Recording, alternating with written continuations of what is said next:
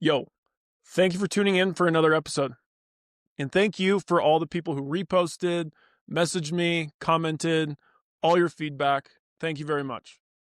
I did receive quite a bit of negative feedback, and it was almost exclusively related to my opinion on WFP and me trying to become a part of the smear campaign towards WFP. I did not intentionally try and do that. That came about from me having a conversation with an investor that genuinely wanted my opinion on the landscape of the space. And this is something that took weeks for me to formulate, and I came to the conclusion that WFP probably is not the best place to invest. And obviously, I could be wrong. WFP very well could end up on top. But if it was my dollars, I would not put it towards WFP. Time will tell. I could be wrong. Who knows? Today, I wanted to talk about Dallin Pepper withdrawing from rope. And there is so much more to this than just the simple post he made, at least in my head. His post implied he did a hard echo bike workout at SoCal, Wadapalooza, which he did, and that gave him rhabdo. And that was probably a large part of what happened. But there's so much more to what's going on here. First off, you have to look at how often Dallin, and not only Dallin, there's a lot of them, have been competing. There is a significant amount of athletes that went from the Open to semifinals to Tour Stop 1 to Tour Stop 2, the CrossFit Games to SoCal. That's 6 competitions in like 5 months or less. Very significant amount. Point being is that they are competing too much. And I feel for them. They're in a hard spot. They have so many opportunities to earn money and compete, and it's hard to turn down. But the problem is, if you do too many competitions, you end up in a downward spiral in terms of your recovery. It compounds over time. That's the main thing. It wasn't, I would argue, it's not just a single event that gave him rhabdo or someone else getting hurt on instance, whatever it may be. It would be a continuum. And people who compete all the time slowly march down the continuum to be less recovered, less recovered, less recovered, unless there's a prolonged period of recovery, which we're going to get into. My main beef is, one, with these coaches that probably should be advising these athletes to compete less. And some of these coaches might be doing that, and it just might be on the athlete because they have big endorsements they're trying to fulfill and podium prizes that they're trying to get. So they're in a tough position. But the main thing is that my message to these athletes is they need to be, at least if I was in their position, having potential to get these huge paychecks after competition, I would be trying to think somewhat long term. The sustainability of doing all these competitions all the time, pretty much 12 months of the year nowadays, it's not going to be sustainable.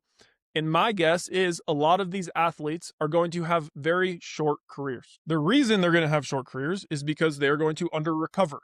A prolonged stretch of under recovery could yield a countless number of things. It could be an injury. It could be burnout. It doesn't matter. My favorite way to think about this is in the realm of nutrition. Back when I was in college, I was still doing CrossFit and I didn't really know where I wanted to be in the space. And I genuinely thought I wanted to be a nutrition coach. So I listened to almost all the nutrition coaches, every shred that they had online as best as I could. And I really felt like I learned a significant amount. And I mean, even to this day, I love talking about it and I love learning about performance nutrition. It's such a big part in terms of just getting to an elite level of any form of physical modality, let alone CrossFit. I mean, just the study of nutrition alone in terms of performance is more or less just the study of how to recover better. It is monitoring biofeedback to see how well you recover from training, from competition. And the better you know that, the better you can recover and the better you can do it sustainably and long term. Early on, when I was learning about all this was talked about so much more in the space and it's like petered out. I don't really hear many nutrition coaches talking about this and I'm not sure why. Is back when I was learning about it, they would call it metabolic damage or metabolic, then it turned into metabolic adaptation. But the technical term would be HPA axis dysfunction. And that's simply just how your hormones in your body are regulated and respond and counter-react to stress. More or less, the less recovered you are week after week, month after month, the more you fall towards the line of this metabolic adaptation, HPA axis dysfunction, which the easiest way to understand it would be any one of these biofeedback metrics, your sleep, how well you're recovering from a day-to-day basis, your mood, your appetite. There's a long list of them. Is maybe at first one of them starts trending down, but the more aggressive you get down that line, the more of them start to fall. Everything starts to downregulate as you fall towards that HPA axis dysfunction. And this is the problem. All these competitions are so taxing on your body, physiologically, mainly hormonally. The fight or flight response you get from these competitions is extremely large. The hormonal dump is massive, and it's something that's not discussed enough. And this is why competing 8 times a year at a super high level is not sustainable. A lot of these athletes have been able to do it for a few years, but I really do not anticipate them being able to do this long term. So my guess is someone like Dallin, who just had the hard echo bike workout, got rhabdo, my guess is the weeks leading up, he started to notice some of those biofeedback metrics go down. Maybe one of them, maybe a few of them, but he probably could feel something was not as good as it normally is because of how much he was competing. Something was there. The sport used to not be like this. There used to not be 8 to 10 months a year of high-level competitions.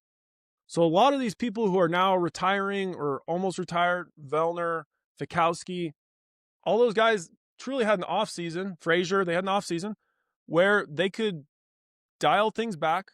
They could put on a few extra pounds of fat, which is very conducive towards recovery and your hormones, and they could fully relax for a prolonged stretch of time, a few months. These younger athletes, I would argue most of them at the top now are younger, under the age of 30, and there's a chunk of them that are under the age of 25, which matters greatly. At that younger age, your metabolism is going to be much more resilient for a period of time. That's why my main concern is a lot of these young athletes doing this are not going to be able to sustain it into their mid-30s like we've seen or do. Like we see Chandler Smith, he's not in his mid-30s, but he's getting there. Point being is the current landscape, the way these athletes are competing, it's not going to be sustainable for them. They're not going to be able to do it. I don't care how well of recovery protocols they have. Competing that many times a year, you're not going to be able to do that for a decade. You're just not. Maybe they're going to go prove me wrong, but I see instances like this happening more and more. And here's one thing that's really interesting. As you fall down this line of HPA axis dysfunction, metabolic adaptation, which more or less for this conversation is just going to be the slide of your recovery on the spectrum. You start sliding down, your recovery gets less and less. And it's not like in a day you jump back up to your normal baseline. Fatigue compounds. That's one of the biggest things, week after week, month after month. Unless you have a prolonged stretch of time that you're letting yourself recover, like the old competition landscape, but it's not like that anymore. So these athletes start slipping down because they're competing 8 to 10 months out of the year, falling towards that HPA axis dysfunction, metabolic damage, and they never get that time to completely reset. And the interesting thing is, we have seen this happen. I would say Mal O'Brien and Emma Carey are great examples of this. And I haven't talked to them personally, but I would suspect that there was something very significantly wrong with their recovery and their biofeedback that made them want to dip out of the sport and retire. They were both so young, but this makes sense from what we know. This process of metabolic damage, HPA axis dysfunction, it hits males and females similarly, but the main difference, and this is really important, is that females don't recover out of that dysfunction as well as males. Males in a few months' time could make huge bounding strides. We see this in when nutrition coaches are trying to reverse diet people when they've had a horrible diet for years. Males can bounce back extremely quick. Females, it can take a very long time for their metabolisms to come back. Their metabolisms are not as resilient as males. So those athletes, and I could be wrong, I'm guessing that both Emma Carey and Mal O'Brien had some biofeedback metric. It might have just been their motivation, which is a huge part of biometric feedback, that it was just plummeting. So they had no motivation to do anything, and they thought they might do other things that were more worth their time. I don't know. They might have a story. I know Emma Carey got hurt, but point being, a lot of these athletes are sliding down the line in terms of their recovery because they have no prolonged stretch of being able to recover. And I mean, one thing you have to look at is Frazier, when he won 5 in a row, I know for his last couple, all he was doing was the CrossFit Games and semifinals. He was competing more or less twice a year. And I would hear him say, he said this multiple times, that he would have a 6-pack for a month out of the year. And you just have to look at, I mean, that guy was obviously incredibly gifted, but beyond that is he was extremely smart and selective with what he did. In the rest of the 8 to 10 months a year, like I said earlier, which is conducive towards recovery, he would put on fat. And that fat is extremely helpful for your recovery and your metabolism to let you know you're okay and you don't have to hormonally operate in a state of distress all the time. I mean, it's very unfortunate to what happened to Dallin, and obviously I don't wish that upon anyone. And I'm not trying to, Dallin's just an example that I'm just putting this out because in hopes that other athletes can hear this and see the value in what I'm saying, is that competing that many times a year is probably not very wise. And then they could pull something from it, because if they don't, I see a landscape where if nothing changes in a few years, that there could be a significant amount of athletes just dropping like flies. And if that doesn't happen, hopefully these coaches can step up that coach these athletes and make them be a little bit more selective with the battles they're choosing to fight.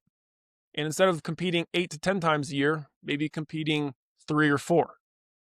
And this is probably going to be something that naturally happens as some of these younger athletes get older, is that they're just going to pick less competitions to do. But if they can do this before they are forced to do it from their body, making them tell them that, they're going to elongate their career. If a few of these guys just decided they're going to compete at only the games, they could probably compete 50% longer than what they would at the rate they're at. And it's a hard place right now. I mean, there's so many opportunities. I feel for the athletes, they're in a hard spot, but my main beef is with the coaches of not trying to tell them to slow down, give yourself a few months' time to recover. More or less, they just need to recover more. Let me know your thoughts, and hope you enjoyed it. Don't forget to subscribe to the YouTube channel. It's a big help to me. I think I'm at like 70 followers, which is awesome. Started at like 50. Subscribe. Peace out.